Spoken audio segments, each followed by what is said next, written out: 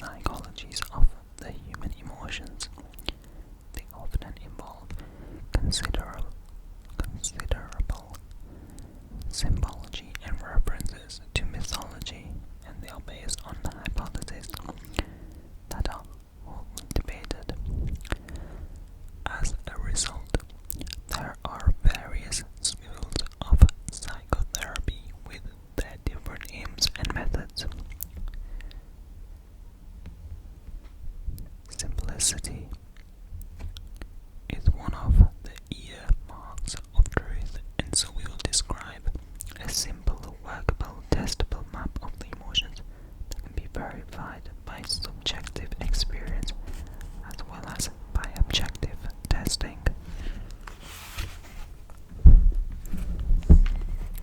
The goal of survival. Whichever psychology is studied reveals that the primary human goal, superseding all others, is survival. Every human desires seeks to ensure one's personal survival and the survival of one's identified groups, such as family, loved ones, and country. Humans fear, most of all, the loss of the capacity to experience.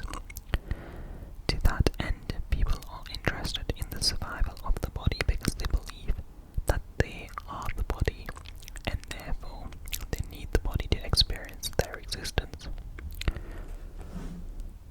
Because people view themselves as separate and limited, they are stressed by their sense of lack.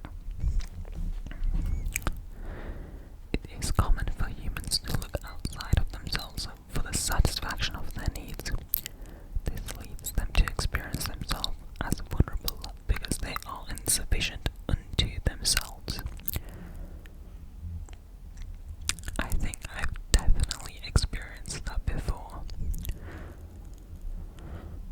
I feel as though this sort of goes hand in hand and probably explains why people seek external validation, which I mean is completely normal, because it is something I think nearly everyone experiences in some capacity.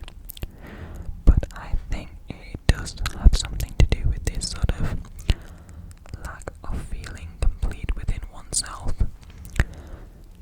But anyways, let me continue.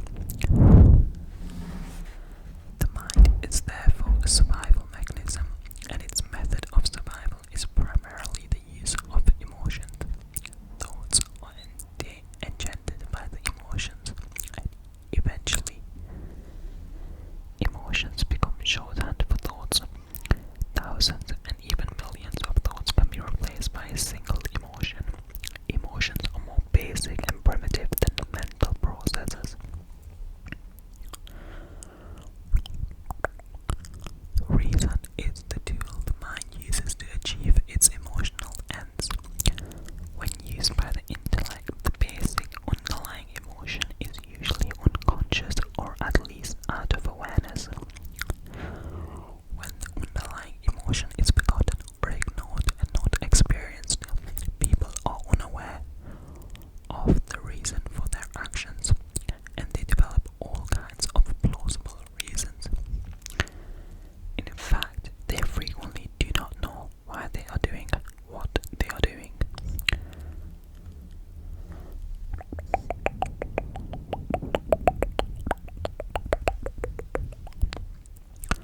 There is a simple way to become conscious of the underlying emotional goal behind any activity through use of the question, what for?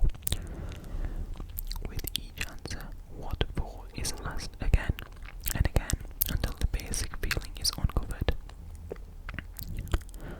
An example would be the following. A man wants a new Cadillac. I'm not sure how the Americans pronounce it. Cadillac.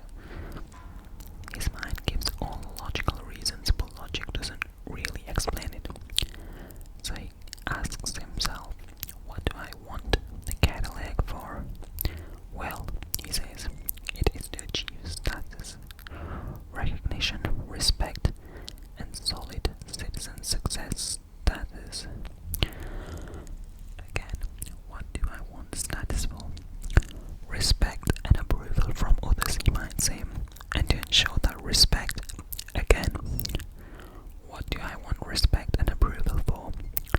To have the feeling of security, again.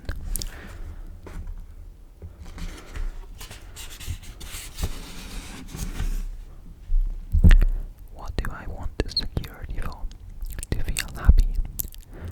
The continual question, what for, reveals that basically there are feelings of insecurity, unhappiness, and lack of fulfillment. Every activity or desire will reveal that the basic goal is to achieve a certain feeling.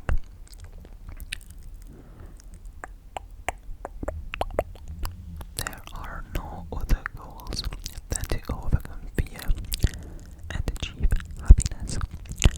Emotions are connected with what we believe will ensure our survival, not with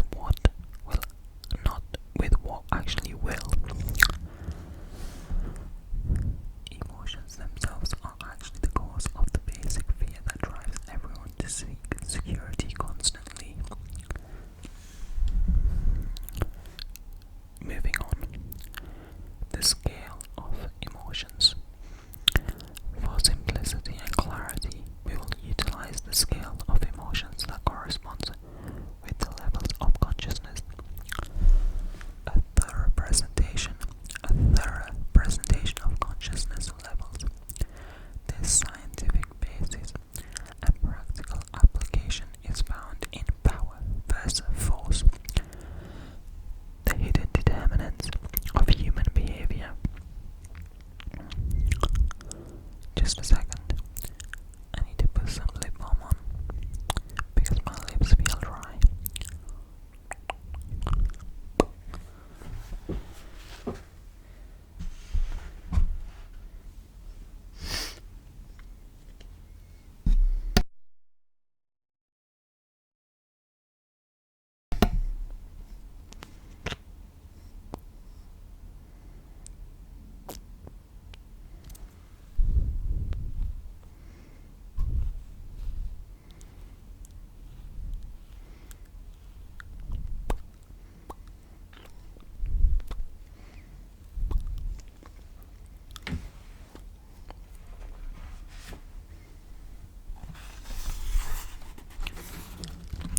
Let's continue. Briefly, everything emits energy, either positive or negative. Intuitively, we know the difference between a positive person, friendly, genuine, considerate, and a negative one, greedy, deceitful, and hateful. The energy of Mother Teresa was obviously different from the energy of Adolf Hitler. Most people's energy is somewhere in between the two. Music, places, books, animals, intentions, and all of life emit an energy that can be calibrated as to its essence and its degree of truth.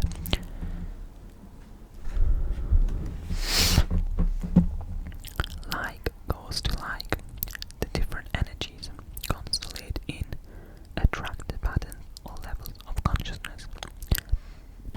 The map of consciousness provides a linear, logarithmic view of this nonlinear energetic terrain. Each level of consciousness or attractor pattern is calibrated on a logarithmic scale of energetic power, ranging from 1 to 1,000.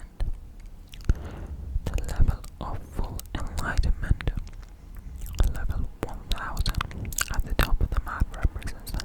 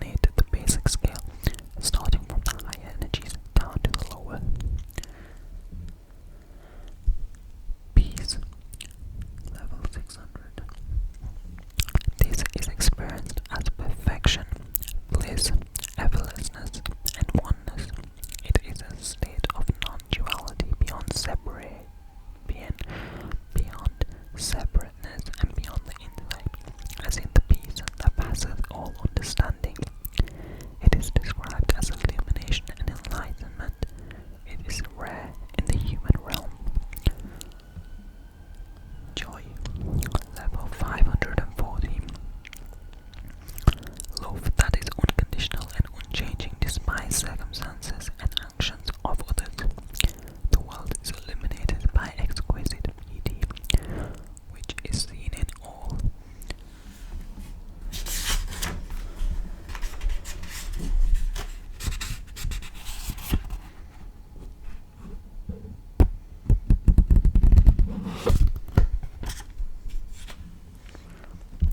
Which is seen in all things.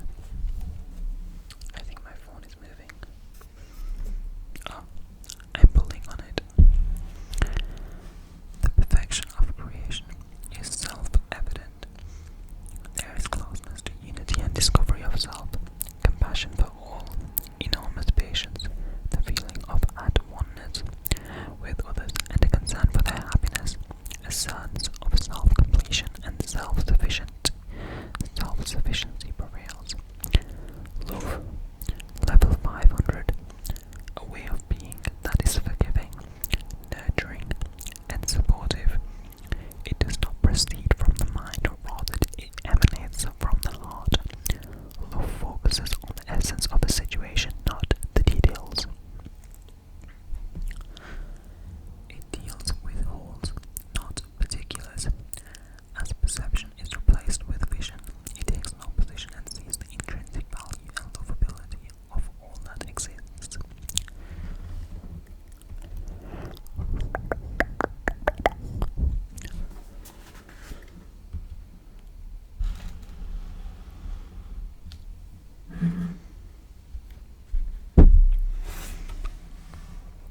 Reason, level 400.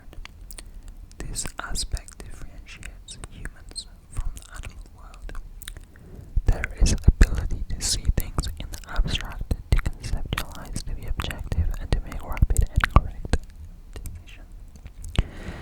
Its enormous utility is problem solving. Science, philosophy, medicine, and logic are expressions of this level. Acceptance, level 350. This energy is easygoing, laid back, harmonious, flexible, inclusive, and free of inner resistance. Life is good. You and I are good. I feel connected. It meets a life on life's term. There is no need to blame others or blame life.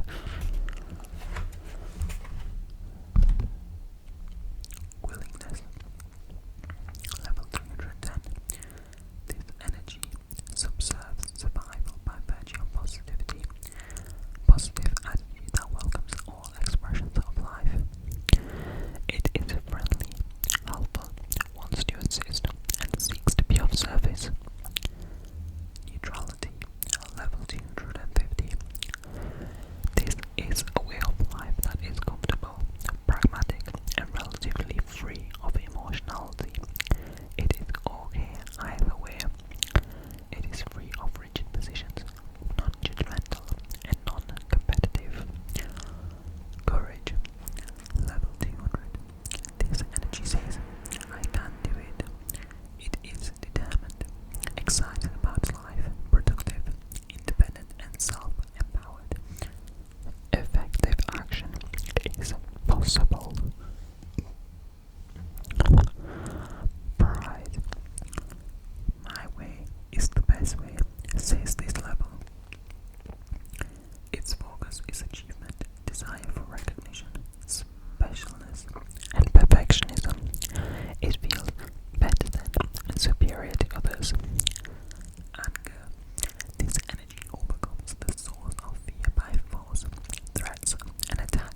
It is irritable, explosive, bitter, volatile, and resentful.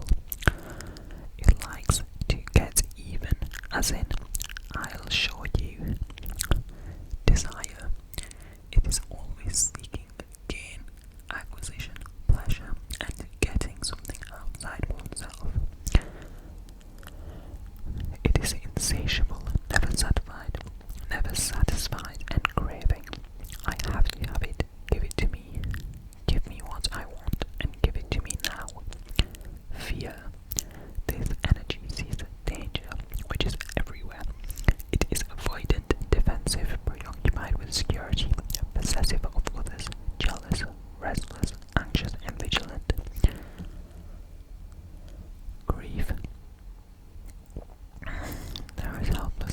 despair, loss, regret, and the feeling if only I had X, Y, Z. Separation, depression, sadness, being a loser, mournful as in I can't go on. Apathy. This energy is characterized by hopelessness, playing dead and being a drain to others, being immobilized in the feelings I can't and who cares. Poverty is common. Guilt. In this energy field, one wants to punish and be punished. It leads to self-rejection. Masochism, remorse, feeling bad, and self-sabotage. It's all my fault. Accident proneness, suicidal behavior, and